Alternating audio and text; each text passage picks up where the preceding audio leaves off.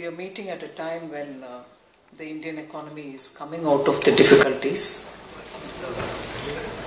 caused by COVID, caused subsequently by the global supply chain difficulties where raw materials were not moving easily as would it move normally, and subsequently again because of the Russia-Ukraine war. So, one after the other, we've never seen like this before in the recorded history of the world. One after the other, we are seeing a global scale disruption. Pandemic shut everybody down. No buying and selling, no export or imports. But after that, when the economy was trying to come out of it,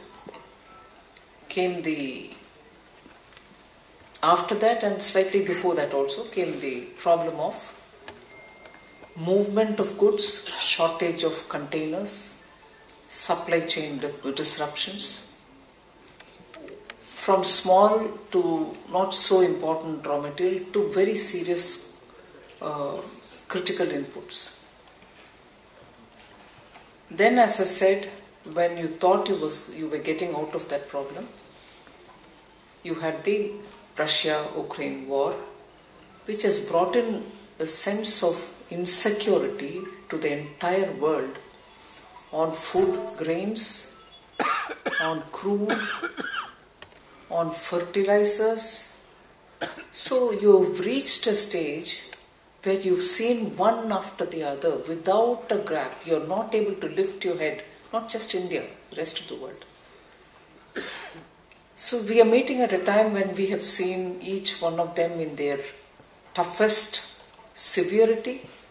And today we also have the news, not just today, a couple of days from before today, that India has now moved over to be the 5th rank nation from what it was 10 years ago. 11 years ago, 10 to 11 years ago, we were in the 11th position in terms of global income. And at that time, the 5th position was occupied by the United Kingdom, British Samraj ka. But within a matter of 10 years, India has moved from the 11th place to the 5th place, replacing United Kingdom. This is not at all a mean achievement. It's not an insignificant achievement. It's not an achievement which anyone can say, nay, but this, but that. No ifs and buts. It's an achievement which is purely thanks to the work, to the entrepreneurship, to the spirit, and to the untiring work of the Indian citizen. हमारे भारत के आम नागरिक इन सभी कठिनाइयों के बावजूद भी अगर 10 साल में 11वें नंबर से उठ करके 5वें नंबर तक 10 ही साल में पहुंचा, और इस बीच में हमें कोविड भी और सप्लाई चेन डिसरप्शन भी, रशिया यूक्रेन वॉर भी झेलना पड़ा, फिर भी हम 5वें रैंक में पहुंचे। हम पहले ये तय कर लें हमारे अपने मन में कि कोई भी निराशाजनक वक्तव्य, कोई किसी राजनीतिक कारण कोई भी कहे, उसको हम सुनकर छोड़ना चाहिए, उससे प्रभावित होना नहीं चाहिए। क्योंकि आज का राजनीतिक परिप्रेक्ष्य में जहां भारत की असली ताकत को और भारत की सच्ची अचीवमेंट्स को मानने को तैयार नहीं ऐसे भी लोग हैं जो भारतीय है और उनको लगता है इसको मानने में मेरा राजनीति का अस्तित्व हिल जाएगा, इसलिए हम मानने को तैयार नहीं है। मगर वो ये नहीं समझ रहे कि पूरे भारतवासियों का अचीवमेंट को नकारने में आपकी पॉलिटिकल पार्टी का ऑपोजिशन को ऊंचा नहीं रख रहे, बल्कि भारत देश का नीचा दिखा रहे हो। इसीलिए ऐसे दिखाने वाले को उनके अपने स्थान है, वो उधर से जो भी करना चाहते हैं करने दीजिए, मगर हम भारत के असली ताकत को समझें और उसके कारण ही आज इधर पहुंचे हैं 5वीं रैंक में। और आने वाले 25 साल में, जैसे माननीय प्रधानमंत्री जी बार बार करते हैं कि हम सबका दायित्व भी है इस देश के भविष्य के लिए, इसीलिए सबका साथ के साथ सबका प्रयास भी आज जरूरी है।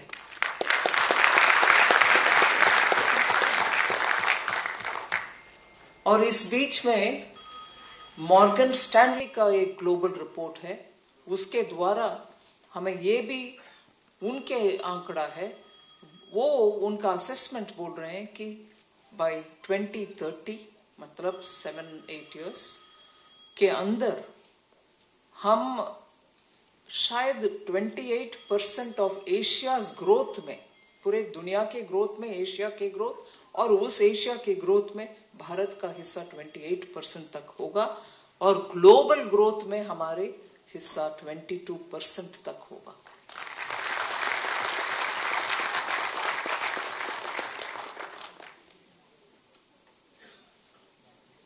अगर विदेश में से कोई एक ऑर्गेनाइजेशन इस आंकड़ा बोलते हैं, इसमें हम ये सोचने लायक है कि भारत ही आज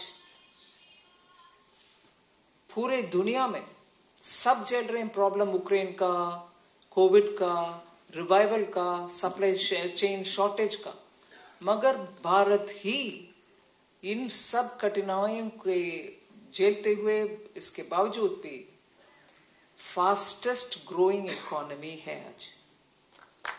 वो 7% ग्रोथ है, 7.5% ग्रोथ है, 7.3% ग्रोथ है, वो सब एक तरफा है। और आईएमएफ और वर्ल्ड बैंक भी दुनिया के ग्रोथ को बार बार रीअसेस करते रहते हैं 3 महीने में, 4 महीने में, और ग्लोबल ग्रोथ को असेसमेंट कम करते हैं, ज्यादा करते हैं, रिव्यू करते जाते हैं। उस रिव्यू में हमारे हिस्सा भी रिव्यू होता है, ऊपर नीचे होते हैं, मगर इस साल का और अगले साल का उनके असेसमेंट के द्वारा ये समझ में आता है, और ये बार बार बोला जाता है कि इस साल भी और अगले साल भी भारत सबसे फास्टेस्ट ग्रोइंग रहेगा।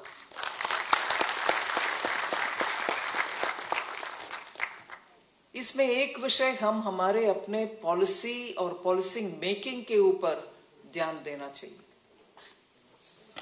कोविड के समय हमें बार बार ये बोला जाता था कि पैसा और प्रिंट भी करो, खूब बंटवारा करो, जनता के हाथ में पैसा होना चाहिए, उनके हाथ में पैसा पहुंचा। हम इस सब को सुने, इन सब का उनके तरफ से वाद विवाद जो भी होता था वो सब भी सुने, मगर भारत के इकोनॉमी जिनके हाथ में सपोर्ट तुरंत जाना है, कौन सा सपोर्ट जाना है, कैसे जाना है, और उससे उनका क्या फर्क पड़ेगा, सिर्फ उनका नहीं, उनके इर्द गिर्द जितने भी लोग हैं उनसे काम लेते हैं, उनको काम देते हैं या उनके साथ काम करते हैं, इन सब को भी ध्यान में रखते हुए माननीय प्रधानमंत्री जी का ये था विषय कि जिनको मदद पहुंचना है हम पहुंचाएंगे, और एक गरीब भी एक रात को भी बिना खाए सोना नहीं चाहिए, वो भी हम मन में रखेंगे। और ऊपर से इस देश का बैकबोन जो समझा जाता है, रीढ़ की हड्डी, वो लघु उद्योग है और एमएसएमई है, इसीलिए उनको ऐसे उनके काम आने वाले स्कीम तैयार करो, उसके तहत उनको एक हेल्प, उनको मदद पहुंचाओ। इसलिए आत्मनिर्भर भारत के घोषणा के समय ही, जैसे 48 आवर्स के अंदर, लॉकडाउन अनाउंस करने के 48 आवर्स के अंदर गरीब कल्याण अन्न योजना का घोषणा हुआ और आज तक वो स्कीम कंटिन्यू हो रही है, जिसमें अनाज टोटली मुफ्त गरीब को पहुंचता है। उनके आमतौर पर जो रेशन मिलता है उसके ऊपर ये भी उनको मिलता है, मगर तुरंत बाद कंसल्ट करके, सभी इंडस्ट्री से बात करके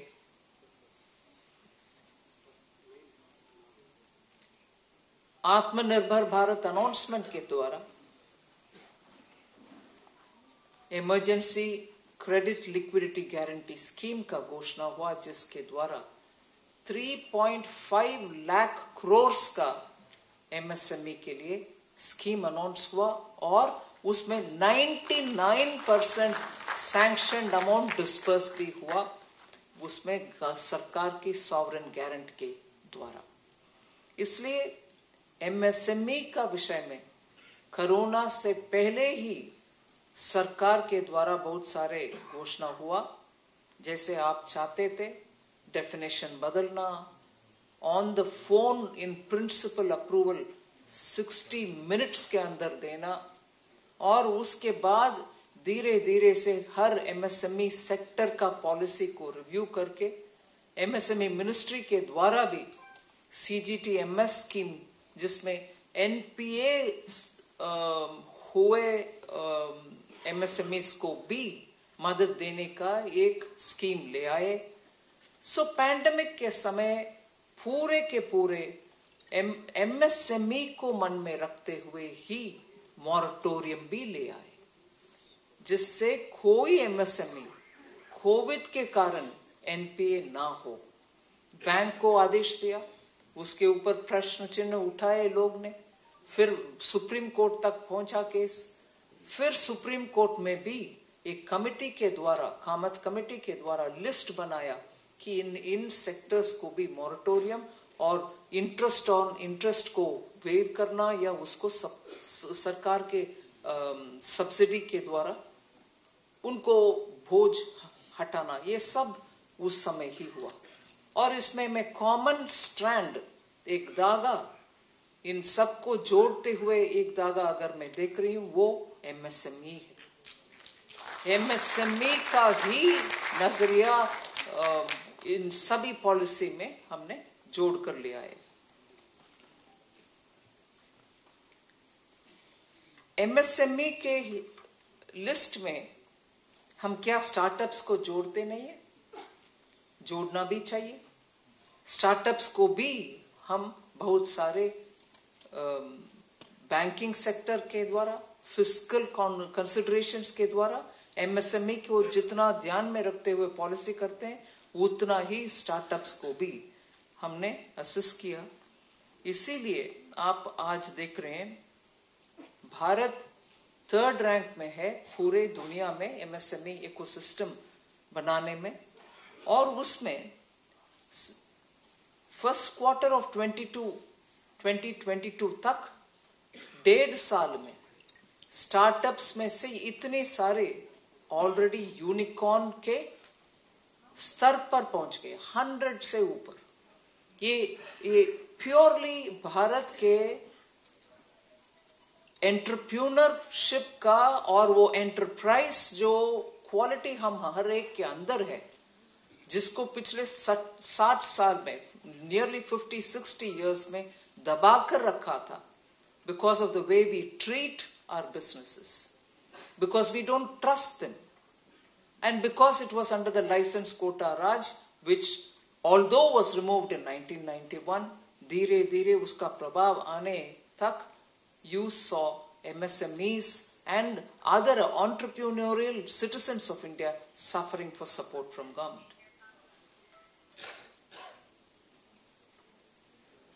Other than this, if you have to consider the way in which Indian economy is building up so that it can help small businesses, include small businesses, and make sure facilitation reach them. is the way in which we brought digitization. Digital entry or deepening digital access is the maximum in India compared to any other country. As a result, today, what you couldn't have accessed earlier, you're able to access at the press of a button. That digitalization is what has brought in MSMEs to achieve maximum financial inclusion. And also today, even 2 days ago when I was talking to industry, I was very clearly requesting them that due payments in due time is what is the lifeline for MSME. उनको मैं ये request की कि हाँ, हम सब, आप भी, हम भी MSME के बारे में बार बार बात करते हैं, उनके दुख जो MSME व्यक्त करते हैं उन सबको हम भी समझकर उनके सपोर्ट करते हैं। सरकार हर कदम उठाती है इन दुख को हटाने के लिए। और उसमें एक बहुत ही इंपॉर्टेंट विषय, बार बार बहुत सारे मंत्रीगण भी उसमें सिचुएशन सुधार करने के लिए बयान देते हैं कि ड्यूज ऑफ द MSME, उनको जो पैसा समय पर मिलना चाहिए, गुड्स सेल किया, सर्विसेज सेल किया, उसका पेमेंट जो आना है वो समय पर नहीं आता। सरकार तो समाधान पोर्टल के द्वारा ये सुलझाने के लिए कोशिश करते हैं। फिर ट्रेड्स प्लेटफॉर्म लगा लिया, आप सब बहुत ही उत्साह से उसमें जोड़े। फिर ये बहुत सारे बयान के बाद भी, सरकारी मंत्रीगण भी इसमें आवेदना व्यक्त करने के बाद भी, हम सरकार के पब्लिक सेक्टर एंटरप्राइजेस सबको बोलते हैं कि 90 डेज से अंदर आप क्लियर करो। गवर्नमेंट डिपार्टमेंट्स को आदेश देते हैं, मैं खुद रिव्यू भी करती हूं। मगर इसमें सिर्फ केंद्र सरकार और केंद्र सरकार चलाते CPSEs नहीं है, वो भी है, मगर उसके अलावा स्टेट गवर्नमेंट्स का ड्यूज भी है। स्टेट गवर्नमेंट्स का, उनके अंडर जो PSE है, पब्लिक सेक्टर एंटरप्राइजेस, उनका भी ड्यूज है टुवर्ड्स द MSMEs। और इससे ज्यादा मैं समझ रही हूं पब्लिक अरेना में जो प्राइवेट कंपनीज है उनका भी ड्यू है। सो जब मैं 2-3 दिन पहले इंडस्ट्री से मिले, उनसे ये भी बोली कि आपके संवेदना मैं समझ सकती हूं MSMEs के द्वारा। बोले भी कि MSMEs का प्रॉब्लम को हम एड्रेस करना चाहिए। उस संदर्भ में उनको मैं याद दिलाई कि सरकार ड्यूज को क्लियर करने के लिए हर कदम कोशिश करती है और सुधार होने का जगह भी है, हम करेंगे भी। PSEs को आदेश देते हैं, मगर प्राइवेट सेक्टर इंडस्ट्रीज भी सिर्फ उसका बाकी का बयान कंपनी रजिस्ट्रार को देना तक नहीं है। बयान दो, स्टेटमेंट ऑफ आपके बैलेंस शीट में आप जो मेंशन कर रहे हो वो भी सही है, इतना बाकी है MSMEs के लिए। मगर वो स्टेटमेंट के साथ साथ ये भी बोलना चाहिए कि 45 डेज के अंदर आप देंगे। प्राइवेट सेक्टर भी इसमें थोड़ा आगे होना चाहिए, जिससे MSMEs का ये पेंडिंग ड्यूज लगातार वो माउंट करते होते हैं, उसको सुलझाने के लिए एक रास्ता।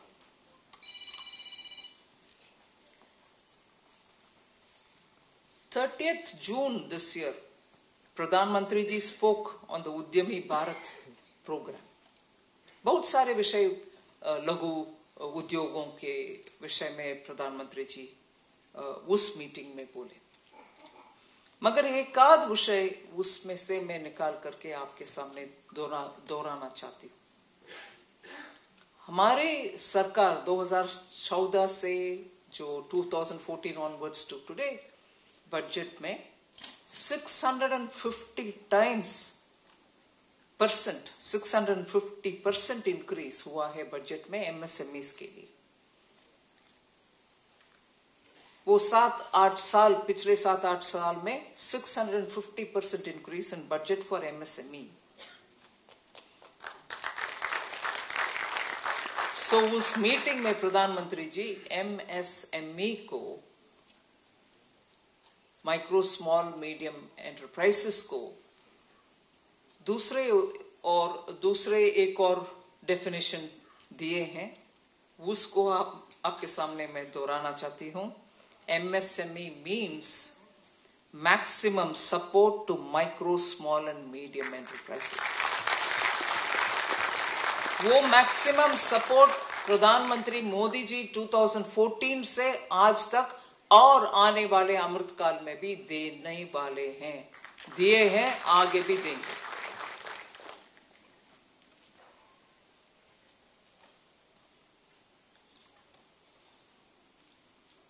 एक और स्कीम है रैंप, शायद आप सबको जानकारी भी है। Racing and accelerating MSME performance, RAMP, racing and accelerating MSME performance. उसके लिए 6,000 करोड़ का फर्स्ट टाइम एक्सपोर्टर्स के लिए वो स्कीम के द्वारा इंसेंटिव्स अनाउंस हुए हैं। इधर आने से पहले उधर बगल वाले कमरे में बैठ करके बात करने के समय हमारे ऑर्गेनाइजर्स के विषय में सब बात करते थे। उसमें एक्सपोर्ट के विषय में एमएसएमईज को समर्थन देने वाले एक इश्यू एक मेंबर ने उठाया। उसमें मैं याद दिलाना चाहती हूं, ये एमएसएमई इकोसिस्टम स्ट्रेंथन करने के लिए और फर्स्ट टाइम एमएसएमई एक्सपोर्टर्स को उपयोग में आने के लिए इस साल 22-23 से रैंप का स्कीम ले आए, जिसमें it is worth about 6,000 crore. आप सामने बैठे हैं माननीय Sardar ji, so you have the answer for the issue you raised.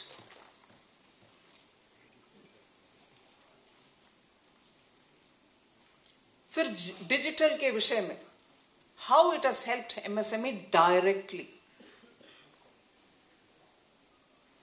More than 500 crores have been transferred digitally to about 18,000 MSMEs. 18,000 MSME को 500 करोड़ digitally transfer हुआ है, and this is under the Self-Reliant India Fund, and that fund totally is 50,000 crores. Self-Reliant India Fund, which is primarily to assist in small and medium industries. Usme already 500 crores have been transferred. You might ask, who did it go to? It has been digitally transferred to those MSMEs which require it. And more than 1,400 crores has also been released to the MSMEs. Particularly under the Self-Reliant India scheme, 1,400 crores alag se has been given for MSMEs. MSME का एक brand बड़ा सा भारत में अगर कोई है तो वो खादी विलेज इंडस्ट्रीज, KVIC के द्वारा खादी के नाम में जो भी आइटम्स बिक जाते हैं वो सब खादी के ब्रांड में बहुत वैल्यू रखते हुए चलती है मार्केट में। पिछले 8 साल में खादी का सेल 4 गुना 4 times it has grown. Khadi इस देश में स्वतंत्रता संग्राम से लेकर उस समय से खादी के बारे में बहुत हम बात करते थे, लोग पहनते थे खादी के वस्त्र, मगर आफ्टर अ पॉइंट उसका टर्नओवर और रेवेन्यू फ्लैट हो गया था। मैं ये नहीं कहूंगी वो नीचे आ गए, मगर फ्लैट हो गया। उसको प्रोत्साहन देने के लिए प्रधानमंत्री मोदी जी 2014 से लगातार खादी विलेज इंडस्ट्रीज को सपोर्ट दिए और उसका परिणाम हम देख रहे हैं कि 8 साल में 4 गुना 4 times they have improved and grown. And उसके द्वारा 1.5 करोड़ लोगों को डायरेक्टली जॉब अपॉर्चुनिटी मिलता है खादी एंड विलेज इंडस्ट्रीज में।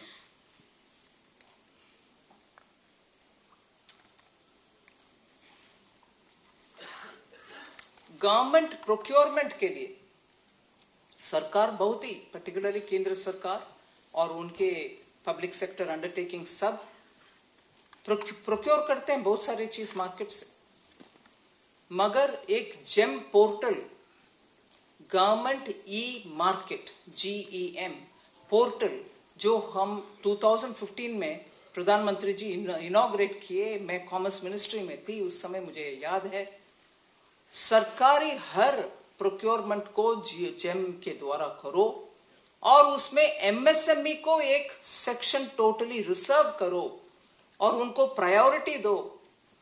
उस पोर्टल में हर MSME का जो चाहते हैं प्रोडक्ट मार्केट कर सकते हैं, उसमें से सरकारी विभाग सब प्रोक्योर करते हैं। आज उस जेम का साइज इतना बढ़ गए हैं और मैं एक्चुअली बहुत आनंद से कह सकती हूं, today you have all the government departments procuring from it and directly. एक मुझे उदाहरण बिल्कुल याद आ रहा है कि प्रधानमंत्री जी एक समय कहीं एक विजिट में जाने वाले थे, अर्जेंटली कुछ चीज खरीदने के लिए उन्होंने सोच विचार कर रहे थे, सेक्रेटरियों को बोले, फिर उनको बोले कि जेम में जाओ, देखो कि उसमें से कुछ निकाल सकते हैं। और जेम पोर्टल के द्वारा ही दूर दराज तमिलनाडु में कोई महिला उस प्रोडक्ट को बना रहे थे और वो जेम में थे, उनके द्वारा ही खरीद करके विदेश को लेके गए उस प्रोडक्ट को प्रधानमंत्री जी। और इस विषय को अगले मन की बात में भी दोहराए कि इस महिला साउथ कहीं से, उनके प्रोडक्ट इतना अच्छा है और वो जेम पोर्टल में है। ऐसे छोटे छोटे विषयों के ऊपर भी ध्यान दे करके आज MSMEs को स्पेसिफिकली बेनिफिट देने के काम सरकार में हो रही है। मैं आप सबको एक रिक्वेस्ट करूंगी, जैसे लघु उद्योग भारती स्टेट वाइज भी और नेशनल वाइज भी संपर्क में रहते हैं, गवर्नमेंट से बात करते हैं और उनके कठिनाई बार बार ले आकर के बोलते हैं, और उसके द्वारा हम सिस्टम में, पॉलिसी में जो करेक्शंस करना है वो सब करते हैं। उस करेक्शंस के द्वारा तुरंत आपको फायदा भी मिलता है। उदाहरण के लिए आज ग्लोबल टेंडर के द्वारा बड़ा कंपनियां उनके माल खरीदते हैं। उस ग्लोबल टेंडर में पार्टिसिपेट करने के लिए बहुत सारे कंडीशंस लगाते हैं।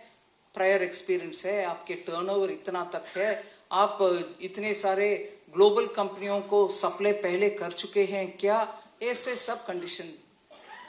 और इन कंडीशन में MSME कहीं उस टेंडर के पास भी पहुंच नहीं सकते हैं, ऐसे कंडीशंस।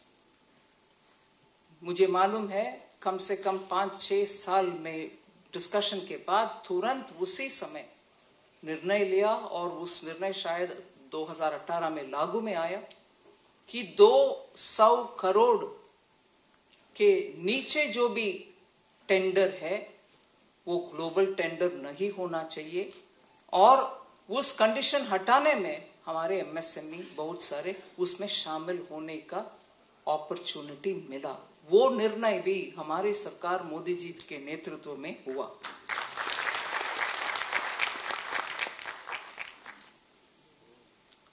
और शायद आपको ये जानकारी भी है कि PLI स्कीम्स टेलीकॉम और नेटवर्किंग प्रोडक्ट्स के लिए, वो सभी प्रोडक्ट्स टेलीकॉम और नेटवर्किंग प्रोडक्ट्स को मैन्युफैक्चर भारत में करने के लिए जो PLI स्कीम है, प्रोडक्शन लिंक्ड इंसेंटिव स्कीम, उसमें भी एप्लीकेशन जिनको अप्रूवल मिला उसमें 50%, मतलब half of all the applications approved are from MSMEs.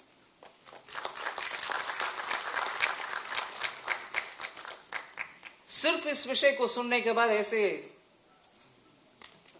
clap is not enough.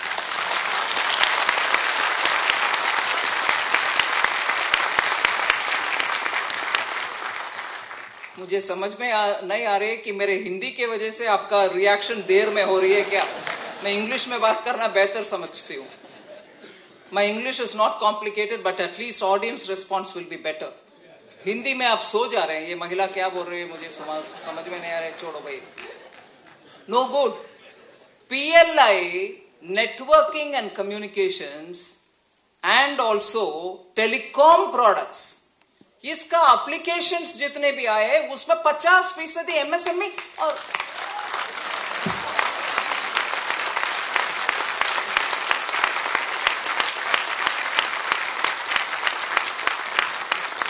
ठीक है बारिश में आए हो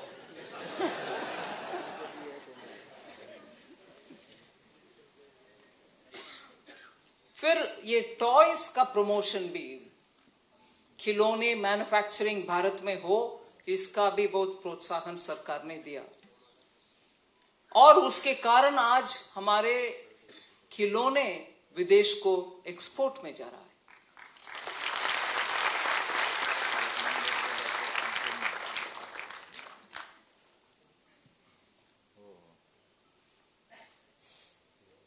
इसके बावजूद भी थोड़ा कम इंपोर्ट आ रहा है मगर उन इंपोर्ट का मैंडेटरी कर गया है कि उनका सैंपल को टेस्ट करो.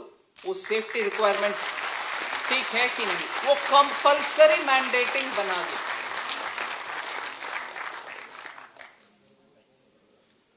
और उन इंपोर्ट्स के ऊपर जहां बेसिक कस्टम ड्यूटी 20% था आज वो 60% तक बढ़ाया गया.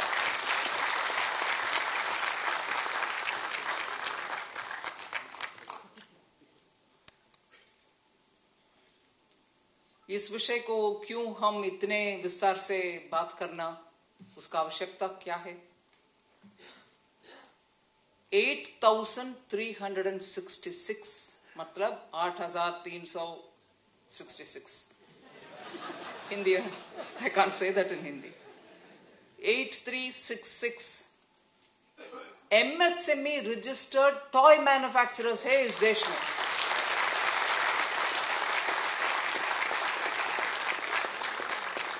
सीधा हमारे कस्टम्स ड्यूटी बढ़ाना और इंपोर्ट को सख्त टेस्टिंग करके अंदर ले आने के लिए मेजर्स लेना ये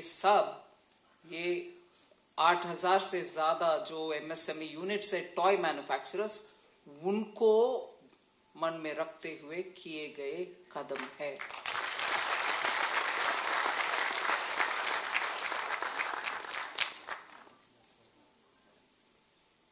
एग्रीकल्चर में भी आज MSME बहुत उनके प्रभाव दिखा रहे हैं. बहुत विषय है बोलने के लिए मगर उसमें मैं लार्जर एक विषय को दोहराना चाहती हूं. अमृतकाल है. भारत के नींव की हड्डी है MSME और हमारे देश के इनोवेशन स्टार्टअप और इस दुनिया में पेटेंट्स भी ज्यादा आजकल रजिस्टर हो रही है. इस माहौल में मैं मानती हूं कि अमृत काल में हमारे देश ये 5वीं रैंक से कम 3री रैंक तक पहुंचने एब्सोल्युटली पॉसिबल. मगर उसमें बड़ा इंडस्ट्री आएगा इस देश में, बड़ा FDI आएंगे इस देश में. मगर वो सब होते हुए भी अगर लघु उद्योग उनके ताकत दिखाते नहीं हैं और ताकत दिखाने के लिए सरकार के द्वारा जितनी भी मदद देना है हम लगातार देते रहें जैसे पहले अभी भी देते रहेंगे. मगर अगर स्किलिंग, अपस्किलिंग, आपके पास जो काम करते हैं उनका स्किलिंग के ऊपर हम ध्यान नहीं देते, और आप भी डिजिटल वर्ल्ड में पूरे मन से अगर अपना डिजिटल वर्ल्ड को अपनाते नहीं, फिर हम आगे धीरे धीरे जाएंगे, ना कि स्पीडीली। आगे इतना रफ्तार से हम जाना है, उसके लिए आपके स्किलिंग आवश्यक है, और आप भी डिजिटल को अपनाना चाहिए। उसके लिए जितने भी असिस्टेंस चाहिए वो सरकार देने के लिए बिल्कुल तैयार है। और ये भी है कि स्किलिंग सरकार के द्वारा ही होना चाहिए, ऐसे नहीं है। आप भी, मैं बहुत सारे उदाहरण दे सकती हूं, एमएसएमईज क्लस्टर्स में उनके ही अपने ट्रेनिंग सेंटर बना करके, उनके ही अपने करिकुलम बना करके, नए जो बच्चे स्कूल से निकलते हैं, कॉलेज से निकलते हैं, +2 करके निकलते हैं, उन सबको ट्रेनिंग देते हैं। सरकार उसमें शामिल होते हैं, उनको मदद देते हैं, असिस्टेंट्स उनको रिकॉग्नाइज करते हैं। ये स्किल सेंटर गवर्नमेंट रिकॉग्नाइज्ड है, आप जाके ट्रेन। वो स्किल सेंटर कौन सा? आपका ही क्लस्टर में आपके एसोसिएशन के द्वारा जो ट्रेनिंग होती है वो। अगर आप ही अपने एसोसिएशन वगैरह के द्वारा ट्रेनिंग करते हैं तो तुरंत वो काम में आएगा। जो व्यक्ति उससे ट्रेनिंग करके निकलते हैं उसको एम्प्लॉय करने में आपको तुरंत जल्दी वो एडजस्ट हो जाएंगे आपके यूनिट में। इसलिए सरकार उस पॉलिसी को भी तैयार है, और बहुत सारे क्षेत्र में मुझे मालूम है, कोयम्बतूर में, शायद लुधियाना में, ये क्लस्टर्स में ट्रेनिंग सेंटर जो एसोसिएशन के द्वारा चलाते हैं, उन सबको सरकार मदद दे रही है। आप ऐसे जहां चाहिए वहां एसोसिएशन के द्वारा स्किलिंग में भाग लेना चाहिए। स्किलिंग आपका आपके रिक्वायरमेंट के अनुसार स्किलिंग करने में आपको तुरंत फायदा है, सरकार उसको रिकॉग्नाइज भी करेगी। वो एक विषय है। और डिजिटल मैंने ऑलरेडी बोल दी। मगर एक बड़ा सा advantage small and medium industry शायद फुल्ली समझ नहीं पा रहे हैं या यूटिलाइज नहीं कर रहे हैं। ये artificial intelligence, data based research, intensive data के द्वारा आपके सिस्टम को बेहतर करने के लिए क्या मार्ग है, ये सब में भी आपको बहुत ही प्रोडक्टिविटी इंप्रूव करने का चीज है, चाहे आप कुछ भी सेक्टर में क्यों ना हो। उसके लिए ये Web3 का विषय है। ये हमसे ताल्लुक नहीं है, ऐसे छोड़ने लायक नहीं विषय ऐसे हैं कि you have to take interest in it, because like German small and medium units, उनका साइज अलग है, फिर भी मैं कंपेयर कर रही हूं। जल्दी जब टेक्नोलॉजी को आप अडॉप्ट करेंगे, ये ऐसे टेक्नोलॉजी जिसमें आपके पास एम्प्लॉई है, उनको हटाने के लिए नहीं, वो भी रहेंगे, और उनके साथ टेक्नोलॉजी के द्वारा आपके प्रोडक्शन इंप्रूव करने का और मार्केट एक्सेस करने का, सैंपल का लाइव 3 डायमेंशन दिखाने का, बहुत सारे ऐसे उसमें से फायदा उठा सकते हैं आप। उसके लिए एक यूनिट ट्राई करें ऐसे नहीं, आपके एसोसिएशन इसके ऊपर थोड़ा रिसर्च करने के लिए एक टीम बनाइए। सरकार हर राज्य में ऐसे आर्टिफिशियल इंटेलिजेंस और आईओटी के विषय में और डीप डेटा एनालिसिस के लिए सरकार के द्वारा बहुत ही असिस्टेंस मिल रहा है राज्य स्तर पर।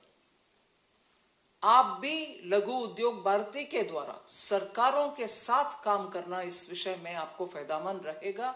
एसोसिएशन के द्वारा ऐसे लिंक रहकर Web3 का बेनिफिट आप उठाएंगे तो हर यूनिट में वर्कर को रिप्लेस करने के लिए नहीं, बिल्कुल जितना वर्कर है वो रखो और भी रखो, मगर आपके एफिशिएंसी बढ़ाने में ये सब टेक्नोलॉजी आपको उपयोग में आएगा।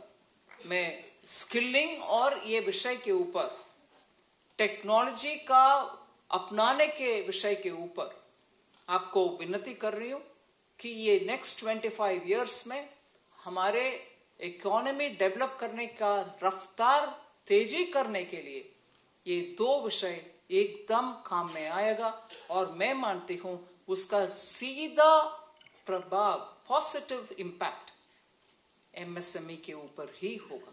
बड़े इंडस्ट्री तो कैसे भी मशीन रखते हैं, मगर एमएसएमई डिजिटाइज करो, एमएसएमई बेटर स्किल लो, एमएसएमई बेटर डेटा एनालिसिस करो और टेक्नोलॉजी को उपयोग करो विदाउट अपसेटिंग, आपके आज के फॉर्मुलेशन को अपसेट ना करते हुए ये तीनों करो, अमृतकाल आपका ही होगा।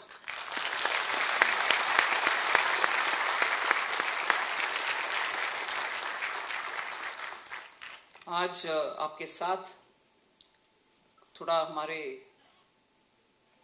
विषय विचार आपके सामने रखने का मौका दिया आपने, उसके लिए धन्यवाद। और इतने बड़े संख्या में बारिश के बावजूद भी आप पहुंचे, आपके लिए धन्यवाद।